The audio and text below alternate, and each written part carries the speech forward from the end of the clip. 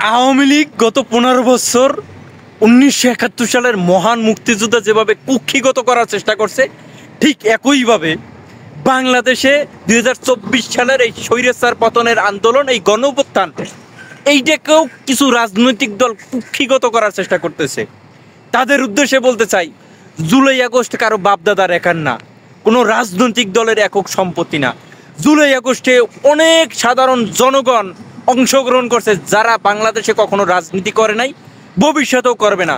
তারা শুধুমাত্র বাংলাদেশের স্বাধীনতা সার্বভৌমত্ব রক্ষার্থে ভারতীয় দালালদের আধিপত্য ধ্বংস করার জন্য তারা মাঠে নামছে, তারা রাজপথে আন্দোলন করছে। তাই জুলাই আগস্টকে যদি কেউ কুক্ষিগত করতে চায়, তাদের অবস্থাও কিন্তু ওই স্বৈরাচার শেখ হাসিনার মতো হবে।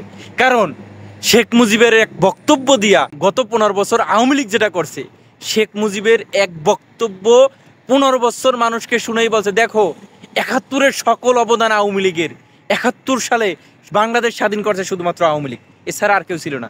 এই রকমের যদি কোনো রাজনৈতিক দল মনে করে যে 2024 সালের এই গণঅভ্যুত্থানের চেতনা বিক্রি করে তারা ক্ষমতায় যাবে, তারা দেশ পরিচালনা করবে, তারা দুর্নীতি করবে, অনিয়ম করবে, তাদেরকে বলে দিতে চাই, তোমাদেরও কিন্তু সেম অবস্থা হবে। অতএব জুলাই আগস্টের চেতনা সবার, সাধারণ জনগণের, এই চেতনা বিক্রি করে খাওয়া যাবে না। এই চেতনাবাজদেরকে আমরা দেখতে চাই না। জুলাই আগস্ট সবাই মনে রাখবো, এই রক্তাক্ত জুলাই আমরা কখনো বলবো না, কোনোদিন বলবো না, সারা জীবন মনে রাখবো। যতদিন পর্যন্ত বাংলাদেশ থাকবে, জুলাই আগস্টের ছাত্রদের এই আত্মত্যাগ, এই শহীদের রক্ত আমরা বৃথা যেতে দেব না।